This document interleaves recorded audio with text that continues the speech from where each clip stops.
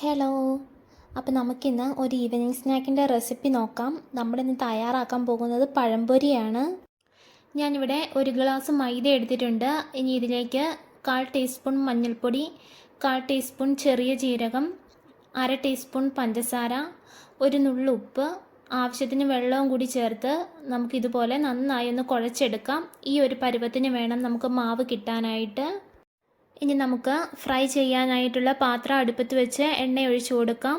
എണ്ണ ചൂടായി വരുമ്പോൾ നമുക്ക് പഴം മാവിൽ മുക്കി ഇതുപോലെ എണ്ണയിലേക്ക് ഇട്ട് കൊടുക്കാം. ഞാനിവിടെ ഒരു പഴം നടുവേ മുറിച്ചിട്ട് വീണ്ടും അതിനെ മുറിച്ചെടുത്തിട്ടുണ്ട്.